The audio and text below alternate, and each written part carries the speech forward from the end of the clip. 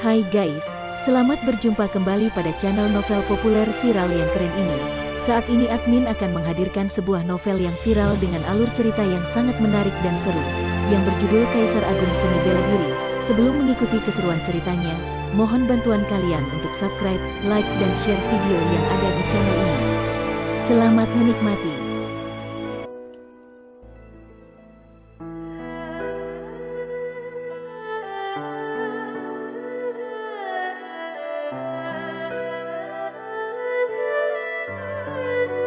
Kaisar Agung Seni Bela Diri, Bab 37. Pewaris yang lemah. Bu Fei sedang menunggu di pintu masuk gua, dengan senyum acuh tak acuh di sudut mulutnya. Dia mendengar tangisan Luo Xiu sebelum kematiannya. Jangankan sang ahli bela diri alam laut energi, bahkan Grandmaster bela diri bawaan sejak lahir pun pasti akan mati jika berhadapan dengan harimau berkepala dua yang terasingkan tingkat kelima yang terasingkan itu. Huf, angin ganas bergegas ke arahnya. Harimau berkepala dua yang terasingkan itu pun kembali. Kepala kirinya membuka mulut yang berdarah dan menjulurkan cakar untuk menunjuk mulutnya. Kamu memakannya? Wajah Bu Fei menunjukkan kegembiraan. Harimau itu mengangguk. Bagaimana dengan benda yang ada padanya? Bu Fei bertanya dengan sigap. Harimau itu masih menunjuk mulutnya yang berdarah. Kamu memakannya juga? Ekspresi wajah Bu Fei berubah. Aku memintamu untuk membunuhnya, dan kemudian bawa benda yang melekat padanya kembali padaku. Bagaimana bisa kamu memakannya? Bu Fei marah. Tapi dia tidak bisa masuk ke mulut binatang iblis ini untuk mencarinya. Tapi harimau berkepala dua yang terasingkan itu tidak memperhatikannya. Sebagai binatang iblis tingkat 5, meskipun telah menjadi paranormal, pola pikirnya masih berbeda dari manusia. Tubuhnya yang besar masuk ke dalam gua, dan ia pun berbaring di sudut gua. Binatang itu membuka mulutnya dan menguap. Wajah Bu Fei sangat muram tapi dia tidak berani melakukan apapun pada binatang iblis tingkat 5 ini. Dia segera pergi ke daerah yang diselimuti kabut putih tebal dan mencari pedang bayangan selama 2 atau 3 hari. Namun, dia tidak menemukan apa-apa. Apakah pedang itu benar-benar dimakan olehnya? Apa yang harus aku lakukan? Dia pikir semuanya ada dalam rencananya, tetapi dia tidak pernah berpikir bahwa situasi seperti ini akan terjadi. Dia tidak mau pergi seperti ini, jadi dia memutuskan untuk tinggal di ngarai ini. Harimau berkepala dua yang terasingkan akan pergi berburu setiap hari atau setiap 2 hari. Dia hanya bisa berharap bahwa kemampuan pencernaan harimau ini tidak begitu baik dan akan mengeluarkan objek milik Luo Xiu. Pedang cahaya tidak menunjukkan getaran apapun. Bu Fei berspekulasi bahwa Luo Xiu seharusnya meletakkan pedang bayangan di perangkat penyimpanan. Di alam bawah sadarnya, Luo Xiu tidak tahu sudah berapa lama dia tidak sadarkan diri. Ada rasa sakit yang tajam di kepalanya dan ia pun secara tiba-tiba membuka matanya. Kenangan meluapi pikirannya seperti banjir. Dia ingat bahwa dia dikejar oleh harimau hitam berkepala dua yang menakutkan. Pada saat dia ditelan oleh harimau hitam berkepala dua, dia merasakan denyutan jauh di dalam jiwanya. Kemudian dia kehilangan kesadaran jiwa, denyutan, manik hidup dan mati. Memikirkan hal ini, Luo Xiu segera memeriksa sekelilingnya dan menemukan bahwa dia berada di tempat yang aneh. Lingkungan sekitarnya seperti langit berbintang yang luas, dengan titik cahaya yang tak terhitung jumlahnya tergantung seperti bintang, dan bintang-bintang mengalir deras seperti sungai dan lautan, memberikan perasaan yang akrab bagi Luo Xiu. Dia mengerutkan kening dan segera teringat bahwa ketika dia merawat meridin api Lu Mengyao, kesadarannya telah ditelan oleh manik hidup dan mati dan kemudian dia memasuki ruang yang aneh. Tapi saat itu, memang begitu kesadaran memasuki mutiara hidup dan mati, dan kali ini, sepertinya tubuhnya sendiri juga masuk. Apa itu? Luo Xiu mendongak dan tiba-tiba melihat pemandangan yang sangat mengejutkan yang tidak akan pernah dia lupakan. Di atas kepalanya, roda rolet yang sangat besar berputar perlahan, dipenuhi dengan aura kuno yang luas dan tak terduga. Titik bintang yang tak terhitung jumlahnya dan galaksi yang bergejolak semuanya berputar mengelilingi roda rolet besar tersebut. Di roda besar itu, tanda dan garis muncul, penuh misteri tak berujung, seolah-olah mengandung prinsip tertinggi hukum langit dan bumi. Bas, pada saat ini, Luo Xiu merasakan roda kehidupan dan kematian di dantiannya bergema dengan roda besar di langit berbintang, keduanya berputar, dan bahkan frekuensi putarannya persis sama. Terlebih lagi, roda kehidupan dan kematian sangat mirip dengan rolet besar ini, seperti yang satu adalah versi yang diperbesar tanpa batas dan yang lainnya adalah versi yang diperkecil tanpa batas. Apakah kamu pewaris generasi ini? Kamu terlalu lemah. Tiba-tiba, sebuah suara kuno yang penuh perubahan waktu masuk ke telinga Luo Xiu. Siapa itu? Luo Xiu melihat sekeliling, dan akhirnya matanya tertuju pada roda rolet besar di atas kepalanya. Suara yang didengarnya sepertinya berasal dari roda rolet tersebut. Pewaris, saya bukan manusia. Kamu bisa menyebut saya roh samsara, atau roh asal mula kehidupan dan kematian. Perubahan suara kuno terdengar lagi. Saya tidak mengerti maksud Anda, Luo Xiu mengerutkan kening dan berkata. Roda rolet besar itu berputar perlahan, dan Luo Xiu seperti seekor semut kecil yang menghadap gajah di depannya. Meskipun kamu lemah, karena manik hidup dan mati telah memilihmu, secara alami aku akan memberitahumu apa yang ingin kamu ketahui. Perubahan suara kuno perlahan terdengar, ada banyak hukum di alam semesta. Mengikuti pengoperasian aturan jalan besar, setiap semua hukum mempunyai asal-usul, seperti asal-usul hukum waktu, asal-usul hukum ruang, asal-usul hukum kehidupan, asal-usul hukum kematian, Del. Manik hidup dan mati adalah harta yang ditransformasikan dari asal mula hukum hidup dan mati. Makhluk hidup yang dipilih oleh manik hidup dan mati, dialah pewaris asal-usul hukum hidup dan mati. Dalam kultivasi semua makhluk di alam semesta, hanya dengan menguasai asal mula hukum mereka dapat menjadi eksistensi yang paling tertinggi. Sekarang, anak kecil, tahukah kamu betapa beruntungnya kamu, Tuan? Apakah itu berarti aku adalah pewarisnya, tentang asal-usul hukum hidup dan mati?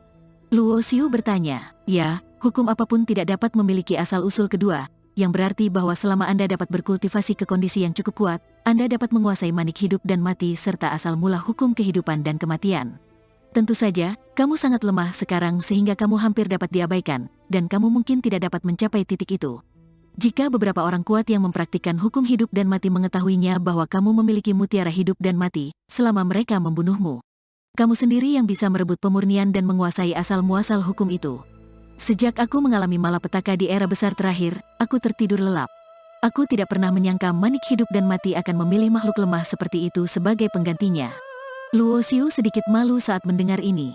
Suara kuno yang mengaku sebagai roh samsara sepertinya sangat tidak puas dengan dirinya sendiri.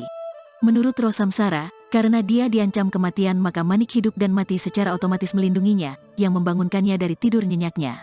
Pewaris yang lemah, karena manik hidup dan mati telah memilihmu, aku secara alami akan mengikuti kehendak asli hukum hidup dan mati dan membantumu menjadi lebih kuat dalam lingkup yang diizinkan oleh aturan jalan. Roh samsara dikatakan, di mana kamu? Luo Xiu tidak bisa menahan diri untuk bertanya. Saya tepat di depanmu. Reinkarnasi yang kamu lihat adalah saya, pewaris yang lemah. Petik 2. Reinkarnasi. Luo Xiu bergumam pada dirinya sendiri. Dalam banyak legenda, reinkarnasi mewakili makna yang luar biasa.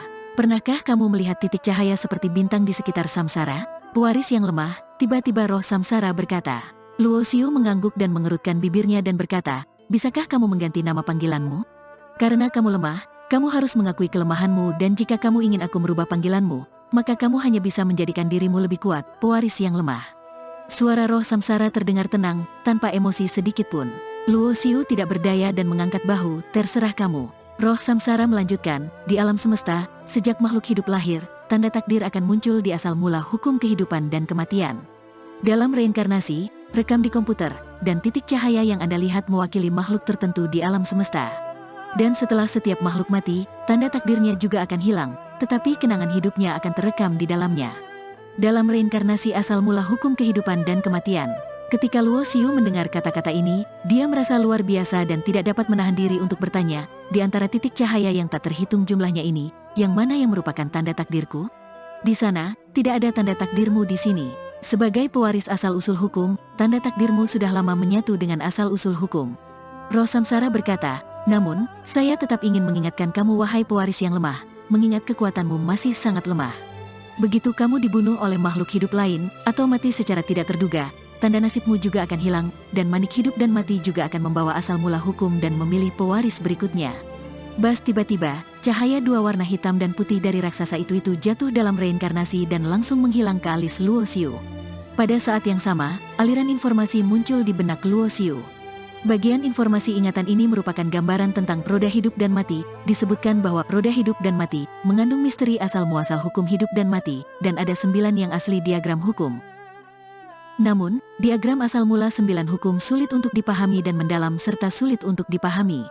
Pewaris yang lemah, roda kehidupan dan kematian adalah teknik yang diturunkan dari asal mula hukum, dan juga merupakan teknik yang harus dipraktikkan oleh setiap pewaris.